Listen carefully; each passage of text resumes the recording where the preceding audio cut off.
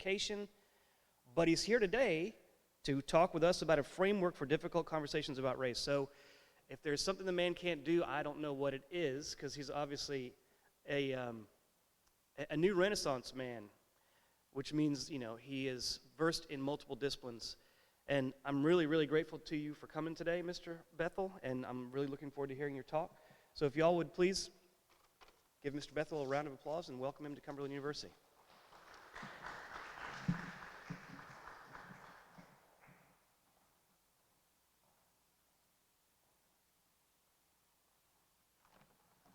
Thank you. Thank you very much for that introduction. Thank you all for being here. I am tremendously grateful and deeply appreciative to all the folks who have put together this opportunity for me to come and share. Thank you to the leadership of this institution. Thank you to the Diversity Committee. Thank you to the professors. Thank you very much to Rebecca, everybody else who has helped to make today possible. It's a proud moment for me to be here, particularly speaking to you about today's topic. I'm here to talk about what I like to call a framework for difficult conversations about race. And we'll get into that in a few minutes, but I know up front, first off, anytime I'm speaking in a new room with new people, it's just human nature to wonder, who is this guy, right? Why should I listen to him? I'm wholly aware that I'm speaking to the folks who are present in this room. I'm speaking to folks across campus who are watching this live, and maybe even speaking to folks who will watch this recording at a later time. So who is Casey Bethal beyond the bio that you just heard read? I've sat in a lot of audiences as well, and I know that the audience never listens to the bio. It's like blah, blah, blah, blah. When's he going to start? So who's Casey? I always start my talks with that. I'm going to talk a little bit about who I am. Then I'm going to set the table for the need. What is the need for difficult conversations about race? And then more than anything else, I'm going to try to spend most of my time talking about how we can foster, how we can cultivate the conversations that need to happen. And then at the end, answer some questions, at least from the folks who are present. I'll share my contact information for the folks who are not present. If you want to continue the dialogue, send me questions later today or at a later time. Who's Casey? Here's a couple pictures of me. It's hard to pick any pictures that are representative of your whole self, right? But there's a couple of pictures here on the screen that might tell you who I am. Everything in my bio was accurate, but these pictures might do a little bit of helping. The picture on the top right-hand side shows you what my great passion is. I am an educator. I teach high school science out in Douglasville. My favorite thing to do is to share my excitement about science, the joy of science, and the great potential of science with young people, hoping that some of them grow up to be scientists. They don't always do that. I'm proud of them for becoming whatever they want to be, but I want them to at least leave my class knowing that science is not hard. They all enter my class saying, science is so hard, and they leave my class saying, no, it's not that hard, and I think I can do that if I wanted to. The picture on the bottom right is a picture of me in my lab at Georgia Tech with one of my colleagues, Dr. Raquel Lieberman, who is one of the most intelligent people I know. She's a biochemistry professor at Georgia Tech. We work together doing Alzheimer's research.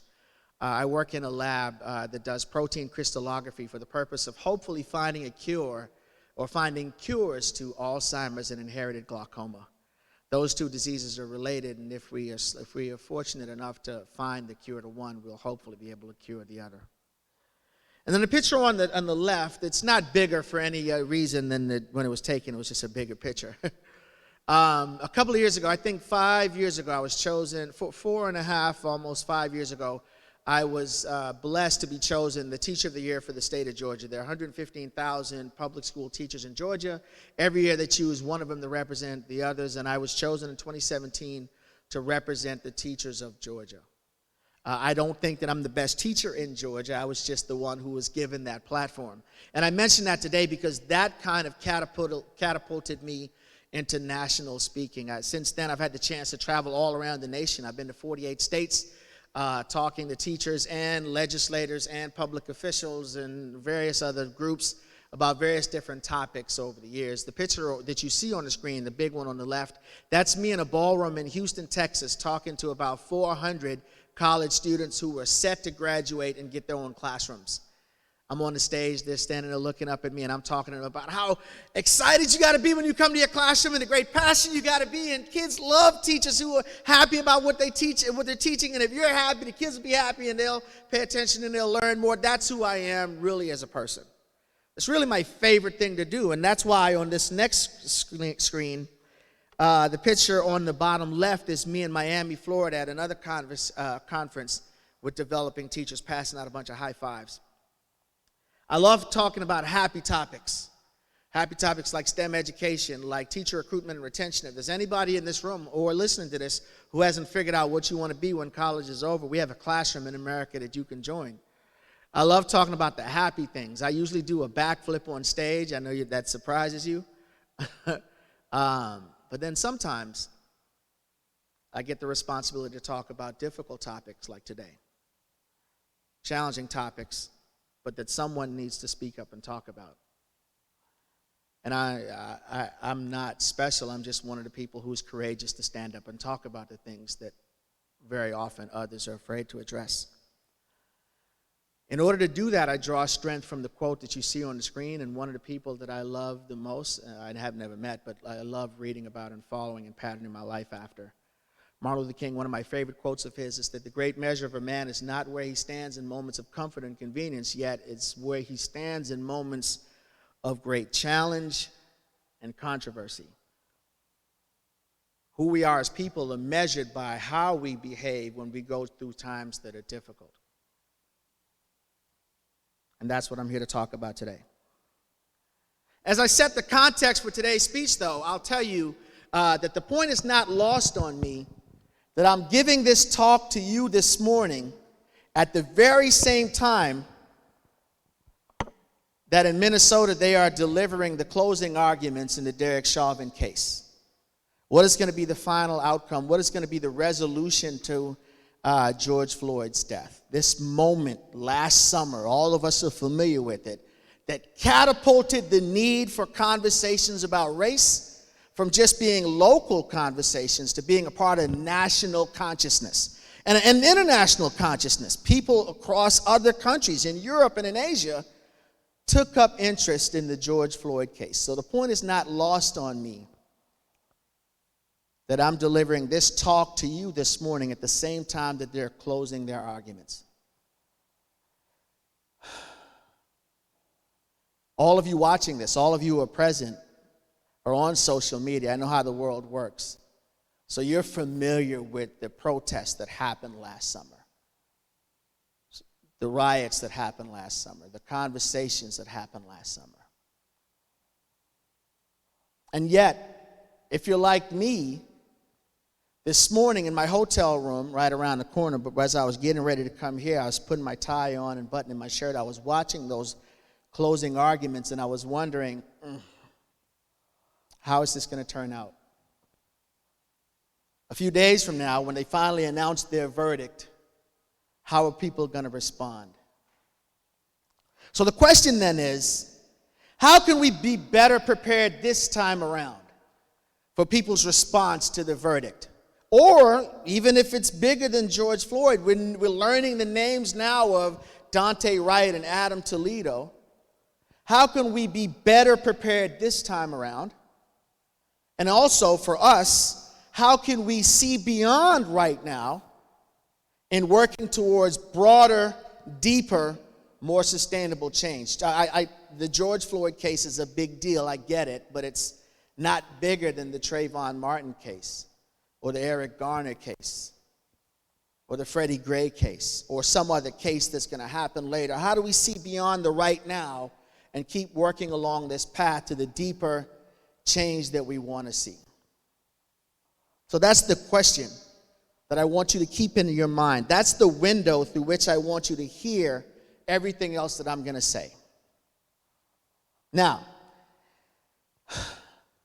this is a college campus, and I'm not going to make the mistake of being overwhelmingly academic. I didn't come here today to lecture you about the academics of race conversations, to be deep and philosophical and use really large words and great big references.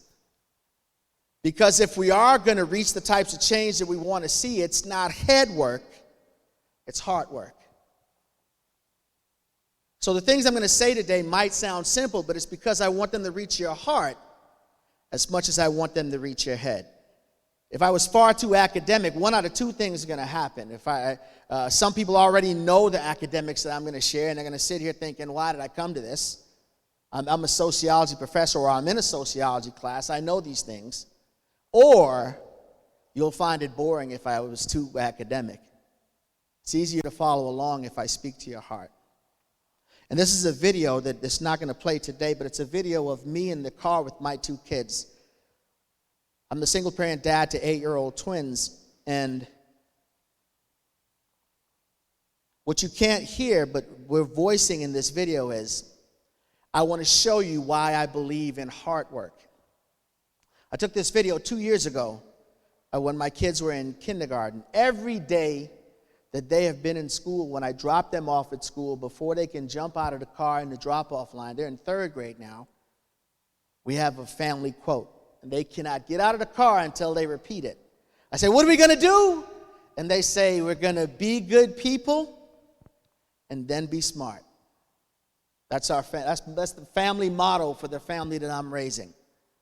And if that is the thing that's the most important that I want to share with my kids in the car every morning, then you have to know that that's the thing that I firmly believe and that I value above all else. That we have to be good people above everything else. And that's why I believe if we're going to get to the type of change we want to get to, it's heart work and not head work. So I'm going to speak to your hearts today. I am going to take a slight academic detour, though, and I'm going to provide you some definitions, because these definitions always come up when we have conversations like these, and if we're not careful, these definitions get lost in the translation. Clarifying these definitions will only make sure that we're all talking about the same things when we talk about these topics. What is diversity? Diversity is the representation of varied identities and differences, and some of them are listed, they're not all of them: race, ethnicity, gender, sexual orientation, socioeconomic status, and we can go on from there. That's what diversity is, the representation of various different identities. What is equity? Equity is fairness and justice that is achieved through first assessing disparities, right? If there are differences in the way these identities are treated or perceived, we have to assess those disparities. Then, utilizing targeted actions that correct disparities, either on an interpersonal, a programmatic, or an institutional level. That's what equity is. What is, I use this picture. You've seen this before, hopefully, but if it's brand new to you, it contrasts equality and equity. Equality is the picture that you see on the left, and for so long, for centuries' time, equality was the thing we were shooting for. We want equal, we want equal, we want equal, we want equal, but you see the challenge with being equal, right? Everybody's given the exact same box to see over the fence to watch the baseball game that's occurring. But can they all see the game? No. The picture on your right then shows you what equity is, and equity is saying we understand the disparity that exists because of their height, so then what is the targeted action that we can take that will redress the disparity? Oh, give different people different size boxes. Equity can be summed up in this sentence: people don't get the same thing, people get what they need to reach the same outcome. Now, I'll pause and say that can be a challenging thing for any group of people. The idea that different people get different things can be a challenging thing to accept. For an institution like a college, like a university, or for a program or a club or a class, that different people get different things is challenging to accept. But the hope is by giving everybody what they need, we can all reach the same end. That's what equity is. Inclusion is authentically involving traditionally excluded individuals, groups, and voices in activities, processes, and decision-making. So how do we take the groups that are usually not involved and now make them involved? Who didn't get to share in this decision-making process? How do we include them? And that's what inclusion is. And I'll speed up a little bit. Belonging, it might be a new one. Belonging, though, is my favorite one, and I'll tell you up front that that's the one that this talk is shooting at. Belonging. Belonging is creating a climate where people with different identities not only feel welcomed and valued, but their presence is leveraged to produce better outcomes. What should a university like Cumberland University be doing to create a sense of belonging for all of its students? Now, I'm borrowing from social media here. This isn't mine, but I saw this on Twitter and I snapped it. I love it put this way. Diversity is a fact. The idea that there are various different types of people is just a fact that you have to accept. Diversity is a fact, but equity is a choice. We can choose or not choose to treat people equitably, but once we make that choice, what do we do next? Inclusion is the action that comes from that choice. Once we decide that we want to treat people equitably, we make certain actions to include them, and that's inclusion, and then belonging is the outcome, it's the result. A sense of belonging is the crescendo, it's the pinnacle that comes from all of this. And that's the end of the academic part for today. Now, when we have the conversations like this, very often you will hear reference to this term or this phrase, intersectionality. And because there are other folks watching this somewhere else, or they might watch this later, I want to briefly pause and talk about intersectionality. Because intersectionality is important. Here's what intersectionality is. It refers to the interconnected nature of social categorizations. Intersectionality basically says you can't see any individual through a single lens. I'm standing in front of you, and I can fit multiple groups, right? I am black, but I'm also a man. But I'm also college educated. But I'm also middle class. But I'm also cisgendered male. But I'm also heterosexual. All of these individual pieces of the jigsaw puzzle make up who I am, and that's what intersectionality is. The reason why I bring that up today is very often when we start off wanting to talk about diversity, or we start off wanting to talk about race, intersectionality comes up really quickly. Well, what about this other group? And what about this other group? And what about this other group? And that's great. That's the perfect goal, but it doesn't have to be the goal all the time. No one understands intersectionality better than I do. This is a picture of my two kids. The same two kids, they're just a little bit older. My son's name is Jackson. My daughter's name is Harper. My daughter, every day I send her to school, I'm thinking about her as a little black child. But I'm also thinking about her as a girl who likes STEM, who likes science. So I understand the intersectionality of her being. My son, I'm thinking about him as a black child. I'm thinking about him as a boy. And what you can't see in the video is my son has certain disabilities that manifest themselves in his schooling. He has cerebral palsy and an attention deficit disorder. So I'm constantly, as his parent, thinking, is he going to get what he needs in each one of those buckets that help him be successful? I understand intersectionality. But what I'm saying is that it's okay to sometimes to address them one bite at a time and one piece at a time. Me and my kids had spring break last week, and I made a goal for the week that I was going to spring clean my house. Anybody ever spring cleaned your house before? Yeah? How do you spring clean the house? You spring clean one room at a time. I got to finish the kitchen before I move on to the bathroom. And I got to finish the bathroom downstairs before I move on to the bathroom upstairs. And I got to finish the bathrooms before I do the bedroom. And once I do the bedrooms, then I can vacuum the hallway. Well, if we compartmentalize and we break apart a bigger goal like spring cleaning the house, then why is it not okay to break apart a big goal like diversity, inclusion, and belonging? It's okay to just talk about race today. In talking about race today, I am not saying that gender identity is not important. I'm just saying that that's the conversation for the next time we meet. Today's day is talking about race. Does that make sense? By cleaning the kitchen today, I'm not saying that the bathroom's not important. I'm saying this is just the room I choose to clean today.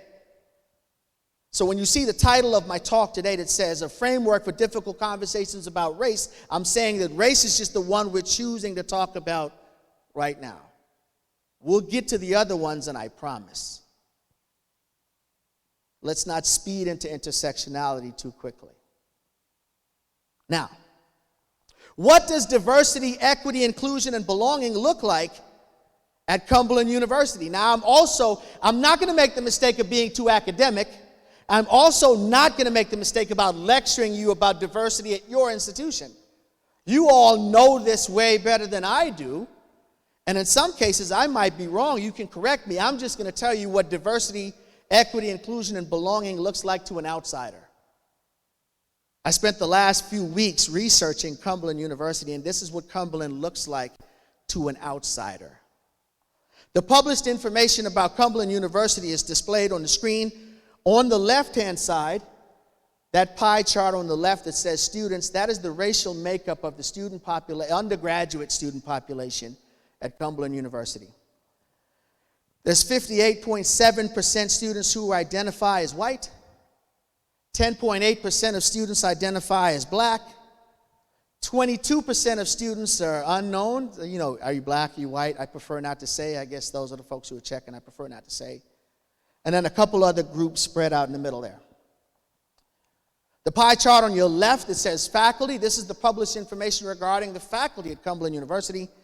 There's 58.3% faculty that are identified as white. 4.6% of faculty identify as black. There's also 35% of faculty that are checking that I don't know, I don't want to say box. This is what the diversity at Cumberland University looks like according to the published information on the internet. This is what it looks like to an outsider.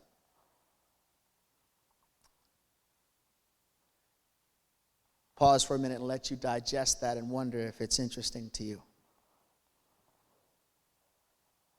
I'm going to contrast it against one other graph that I find funny, and I hope you laugh with this one. This graph, the one in the box, are the ages of the undergraduate students at Cumberland University broken apart in 3-year groups. I think that the very top one, this one, are the students who are between 18 and 20, the students who are between 21 and 24, I think this one's 18 to 20, this one's 20 to 22 or 3, this one's 24 to 26, and 26 to 29, and these ones are non-traditional 30 and above or whatever, right? Well, what do you notice?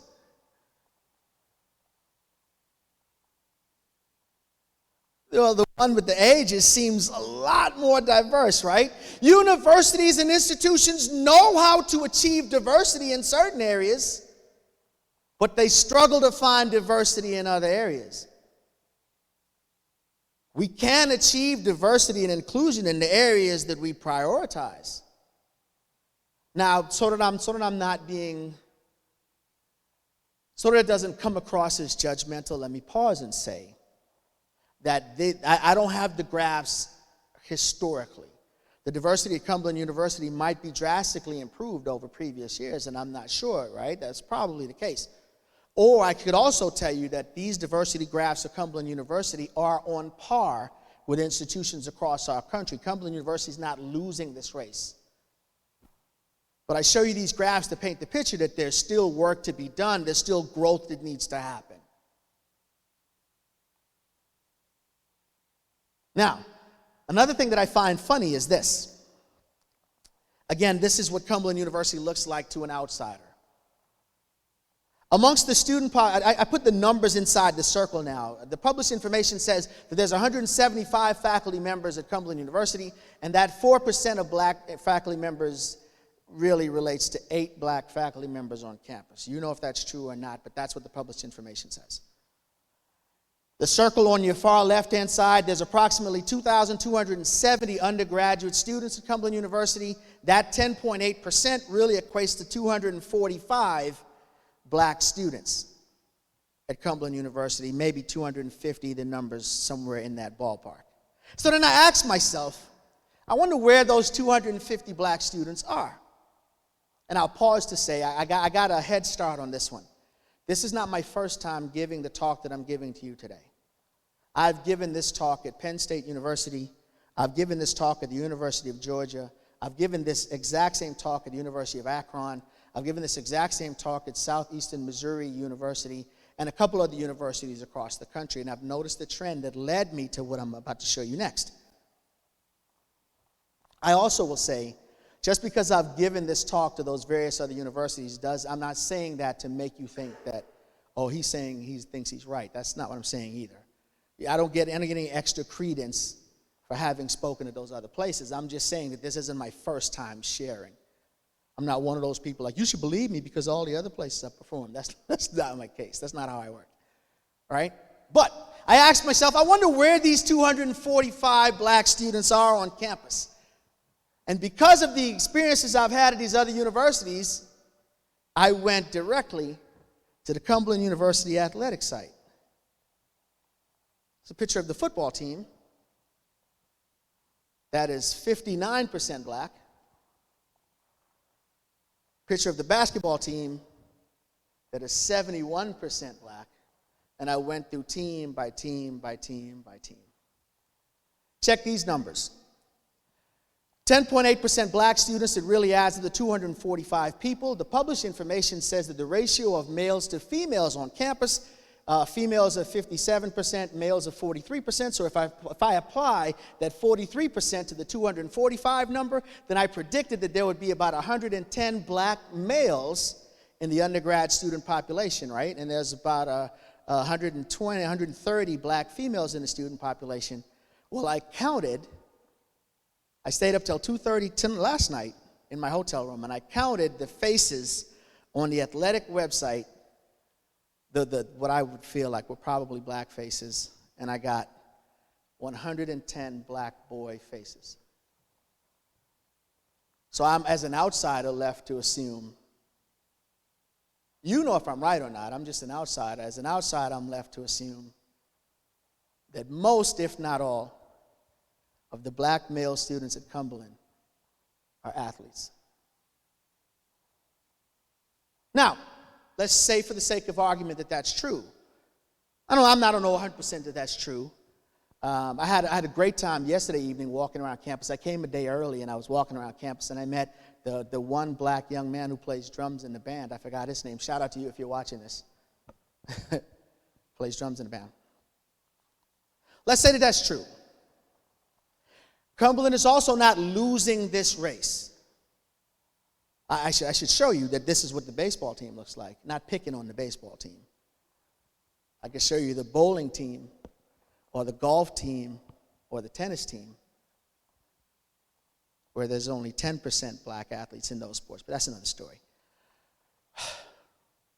I understand a university like Cumberland, and I understand the incredible importance of athletics and athletic scholarships, because at universities, very often athletics is a thing that pays for school. I get that. I'm not saying that Cumberland is doing anything wrong in this area. Athletics could be the thing that's making attendance possible. I get that. I point that out to make this case. My next sentence is the reason I showed you the pictures of those faces. It could be possible that some of the students at Cumberland are having a different experience than some of the others.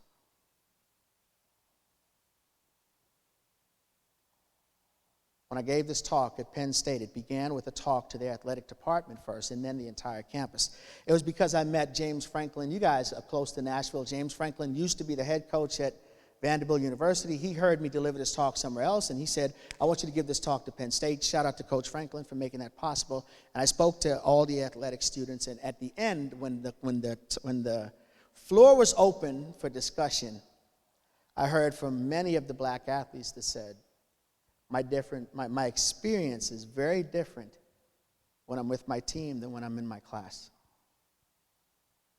When I go to the gym or when I go to workouts or when I go to practice, there's lots of other people who look like me. But when I get dressed and go to class, I'm very often the only one in my class. And me and my teammates make it a point to eat lunch together, because if we don't, I will be the only one who looks like me in the lunchroom. I'm not saying that to make the case that that's either right or wrong. I'm just saying that the hard thing for an institution to do, or for a group to do, is for us to pause and ask ourselves, are some of the people having a different experience than others?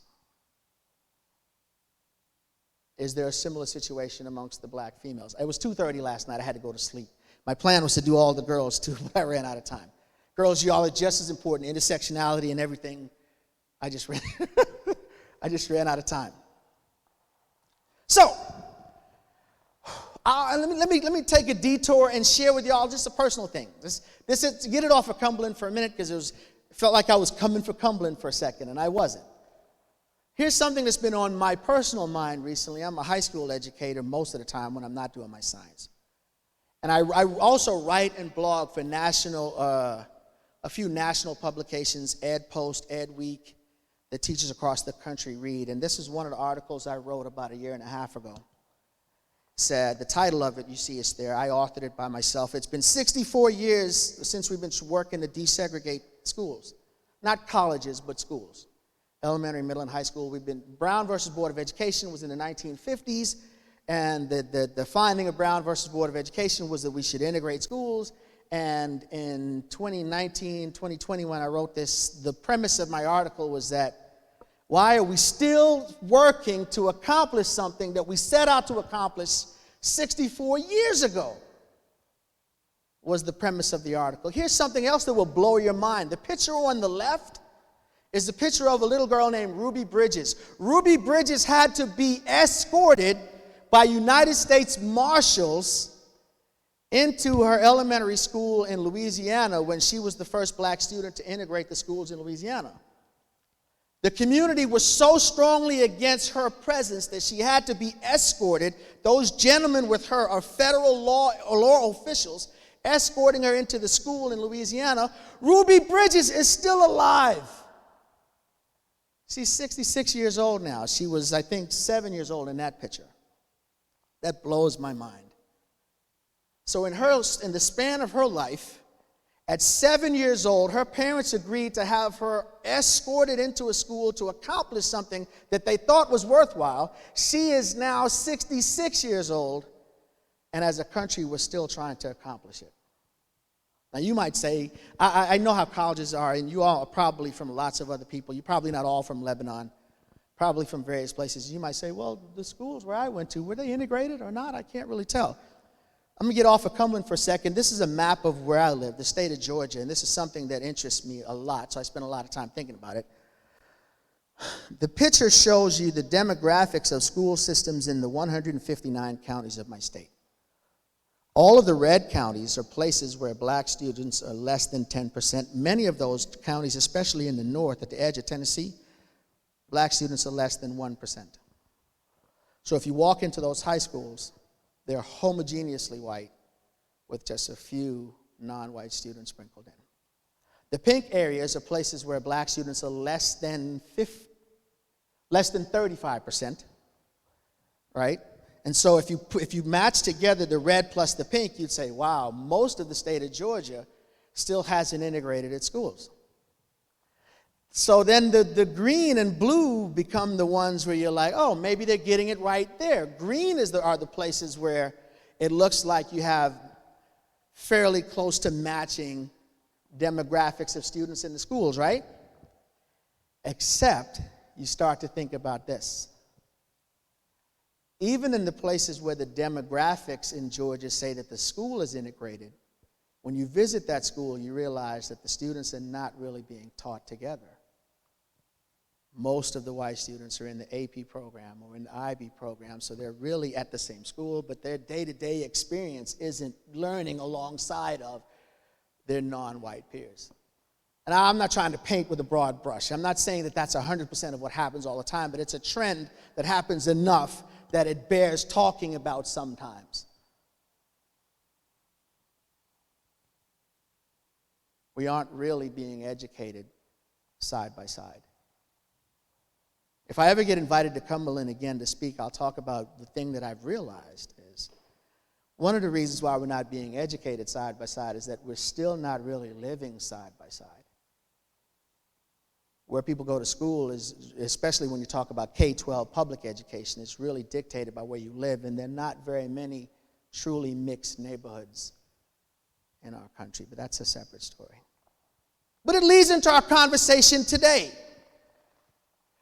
How do we have difficult conversations about race? I'm about to get to the part that I really came to talk about. Here we go. Back to the context of today. It is not lost on me that I am giving you this talk today while all of these pictures on the screen are a part of the national consciousness.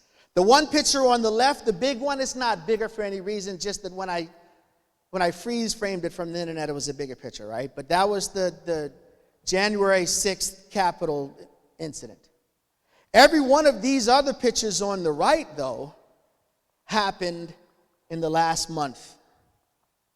We got the news about the police stop of the Army lieutenant in Virginia, Lieutenant Lazario, I believe his name is.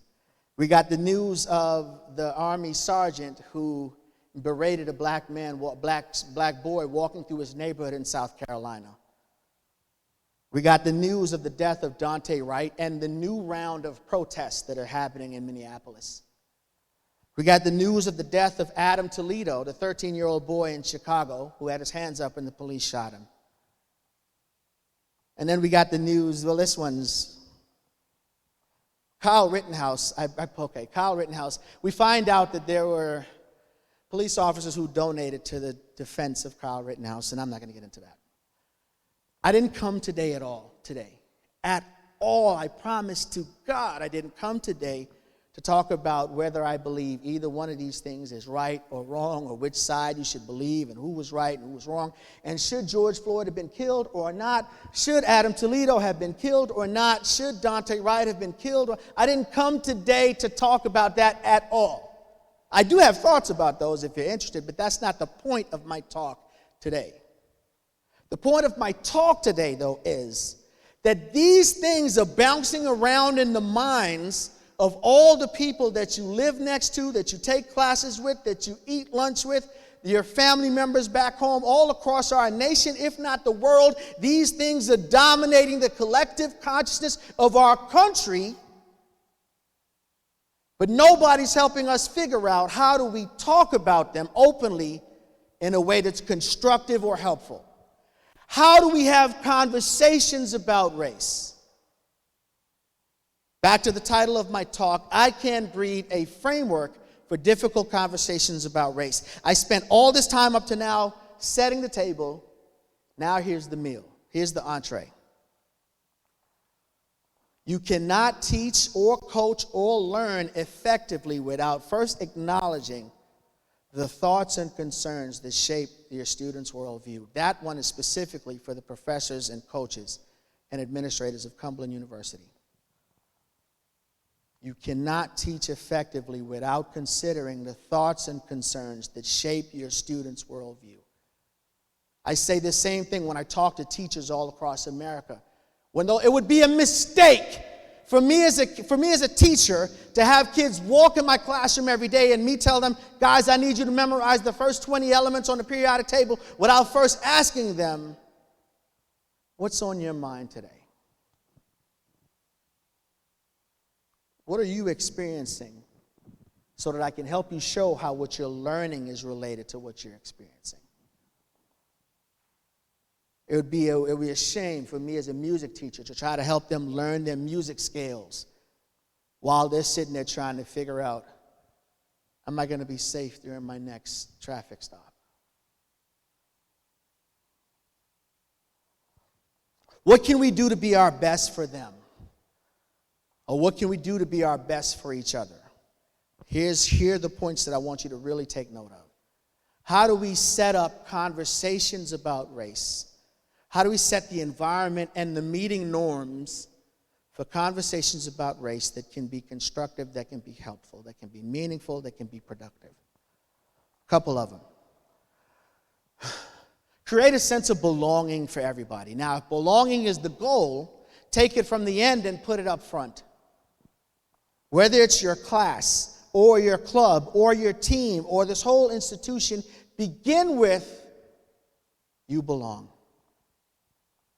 Even though it's the end goal, move it to the front so that you set the context. Everything we're going to talk about after this is in the context of making sure that everybody feels like you're not just here, you belong here. You have a place here. You have a voice here. You're supposed to be here. You have an advocate here in me. Reassure the people who are here. Create a sense of belonging prior to the conversation, and then the conversation will strengthen that sense of belonging. I'm borrowing from social media here. I didn't create this. I saw this on Twitter, on Instagram, Twitter, and I snapped it. When we're doing this type of work, color blindness is not the goal. Every time I hear somebody say, I don't see color, I say, you're taking 2 steps backwards. Color blindness is not the goal. It's a waste of time to say I don't see color. Saying I don't see color is just like saying I don't see gender. Or I don't see the difference between the sun and the moon.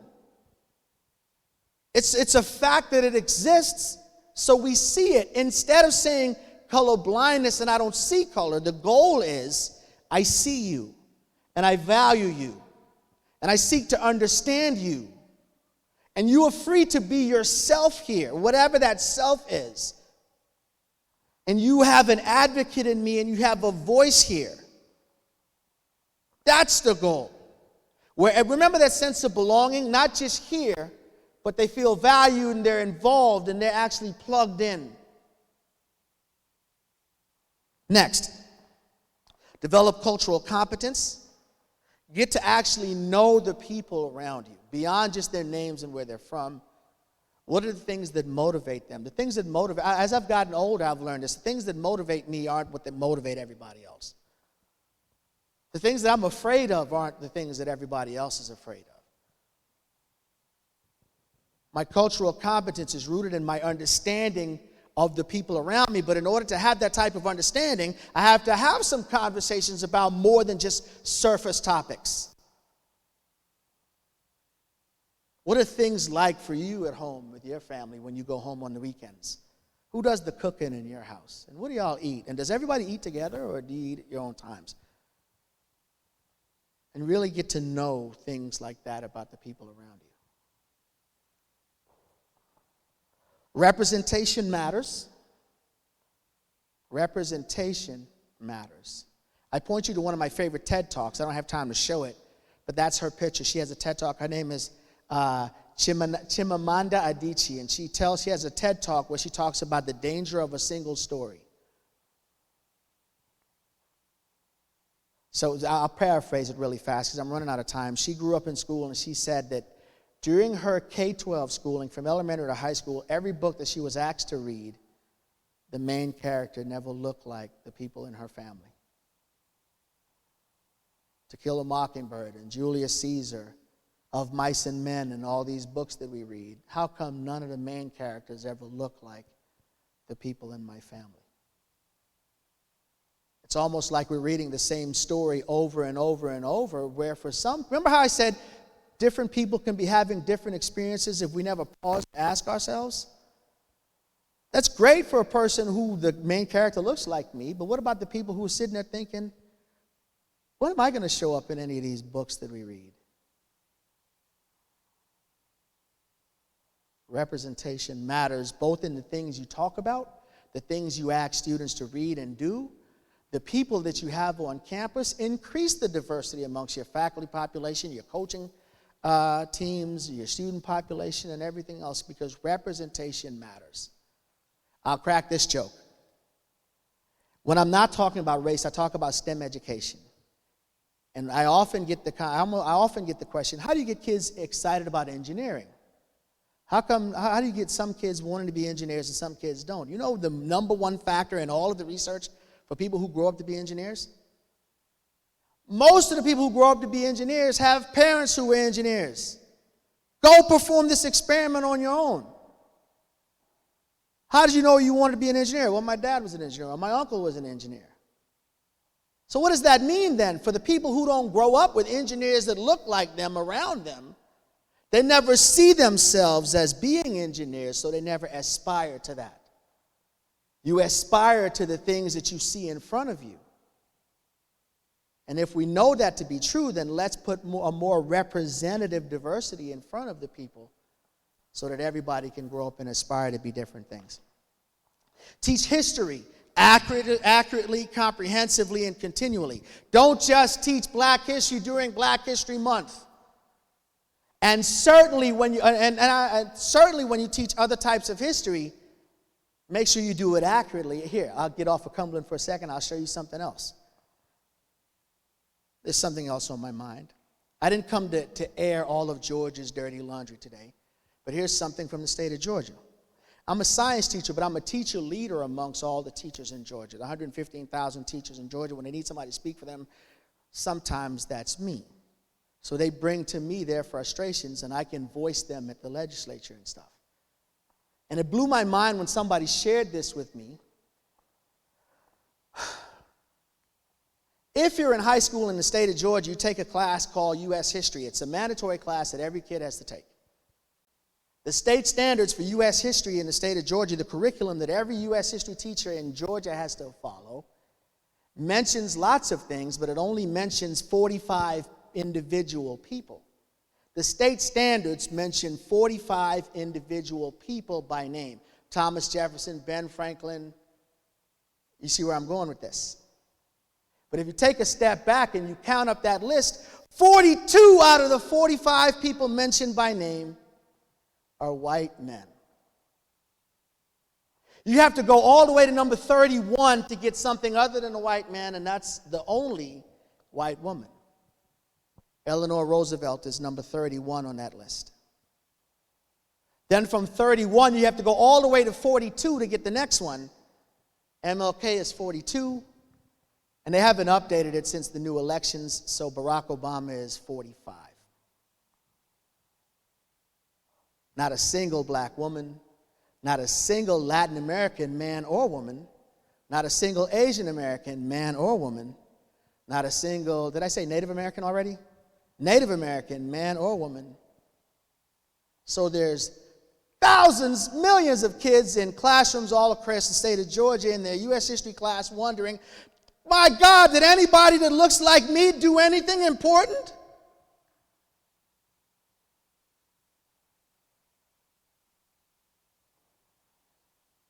So when we teach history comprehensively, teach it accurately, and teach it continually. And I'll speed through my last few points.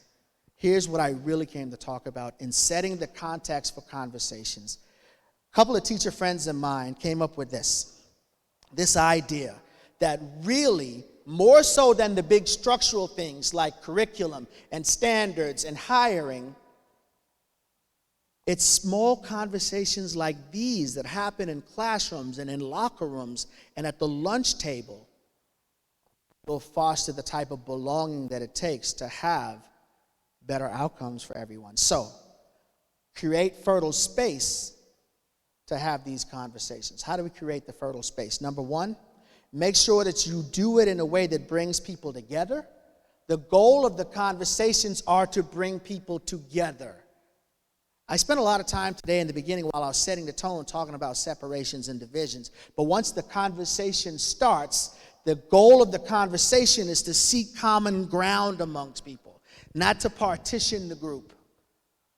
Partition the group between who's white and who's Black and who's racist and who's even a phrase like anti-racist that sounds positive. If we overuse it, it partitions people. Don't partition the group. Instead, seek common ground amongst people. The goal of the conversation is bringing people together. And then, this idea of productive discomfort. Anytime you have these conversations or you begin these conversations, I can promise you it will be very tense in the beginning. If you're a faculty member watching this video, you might be thinking, I want to have that conversation in my class, but I'm afraid of what that's going to be like. It's going to be tense in the beginning. But you know why we do it? We do it even though it's tense, because that's how you grow. You guys don't know this about me, but I'm proud that I've lost 40 pounds since COVID started. I started working out. So I'm going to use a workout analogy here. If I want to work out and I want to get better, you get better by lifting heavier weights. If I lift 130 pounds this week, next week I need to lift 135 pounds if I'm going to keep getting stronger. And then the next week I need to lift 140 pounds if I want. I will never get stronger if I keep lifting the same weight. But when I up the weight, it feels hard to do. It's through that discomfort that my body gets stronger. Well, if it works for my body, it also works for my mind and my heart. It's through the difficult conversations that we have that our thinking gets stretched and our hearts get stretched. If we only ever have comfortable conversations with people, our thoughts and our hearts will never grow. With that being said, here's where it is. If you're going to take out your phone and take a snapshot of anything, this next thing is to take a snapshot of. These are the norms. You can breathe. Every time I have one of these conversations about race, I put that up on the wall, the B.R.E.A.T.H.E acronym. The B.R.E.A.T.H.E acronym reminds us of the things that have to happen if our conversations about race are going to be helpful, productive, and meaningful. And we chose I Can Breathe for obvious reasons. The main slogan in the protests is, I can't breathe, but for those of us who are alive, we still can breathe. So what can you do that can help you can breathe? What does breathe mean? The B means be courageous. And by being courageous, I simply mean agree to participate. We all know this funny meme, right? This is the one we post when we're like, I don't see that happening.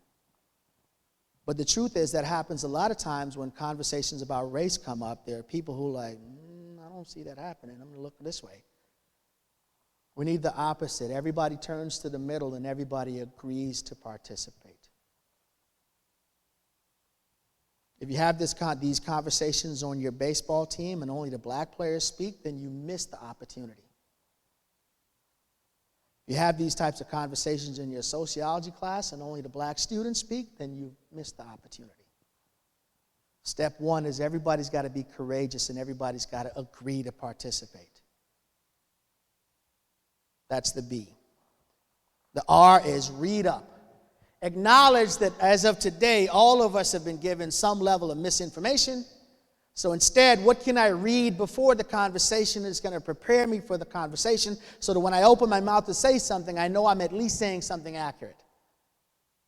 What can I read before the conversation? How can I show that I'm open to new ideas? The R means read up. If you want to have this conversation, then the least thing you can do is prepare yourself for it. I don't mean for the professor to pass out an article for everybody, because he's dictating the thoughts. The opposite is each one of you finds something you can read before the conversation and come back tomorrow ready to talk about how that has changed your thoughts. The E means empathize. When we're having these conversations come from the heart, not for the mind. The first step was begging everybody to participate. So recognize that when they do participate, they are unpeeling themselves and sharing their heart in a very vulnerable way. So if we're going to ask people to share their hearts in a very vulnerable way, the least thing we could do is empathize and be soft with their hearts. The other part of empathizing is understanding that it didn't have to happen to me for me to believe that it happened.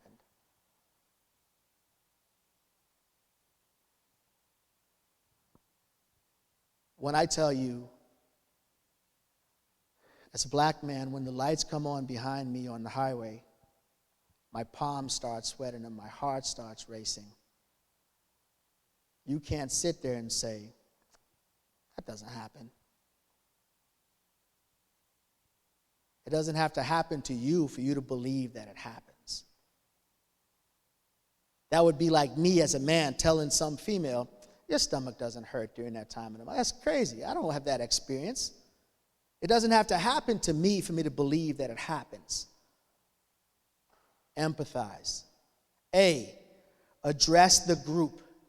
You want to cut down on one-on-ones and back and forth. Even if Christina says something I disagree with, when I raise my hand, I'm going to speak to the group, even if I reference what Christina said. But I don't want to get into, you don't want to have back and forth between individuals. Everybody's talking to the group, but that's why everybody agreed to participate, and that's why everybody's leaning in to the center. And I'm always, even if I'm disagreeing with the content, not the person. Hey, I don't really agree with what you said. Everybody, let me tell you what I think. What I think is such and such and so and so.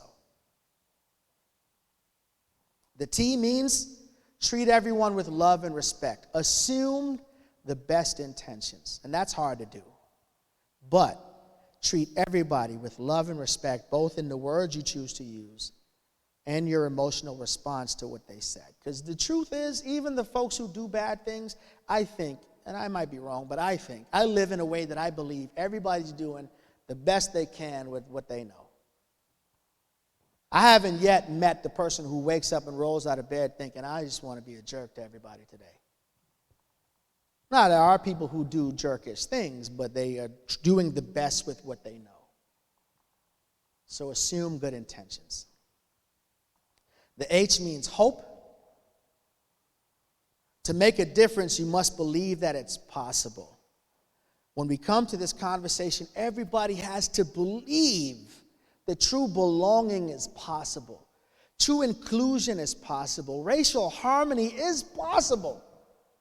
We want to know why? We'll never get there if we don't believe it's possible. We have to first believe that we can get there.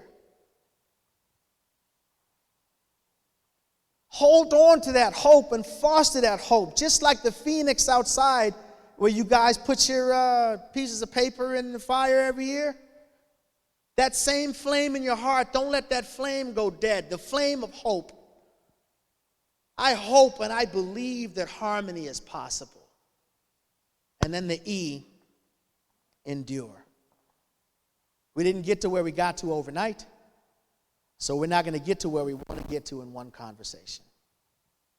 You might have to have this conversation 2 times or 3 times or 4 times. But I'm willing to have this conversation as many times as it takes, for as long as it takes, for us to get to where we want to be, which is closer to the middle. So that's the framework. Be courageous. Read up. Empathize. Address the whole group. Treat everyone with love and respect, hope, and then endure. And I promise my last sentence is this. When you're shooting for a big thing like diversity and inclusion, it can feel like it's too huge, and I'm just one student, I'm just one professor. What can I do to really fix this whole big thing? My favorite poem is a childhood poem. It says that I am one, but I am one. And I cannot do everything, but I can do something. Because I cannot do everything, I will not skip the opportunity to do this something that I can do. Everybody can do something. The something you can do is either foster or participate in a conversation that brings people closer together. Thank you for the opportunity to share.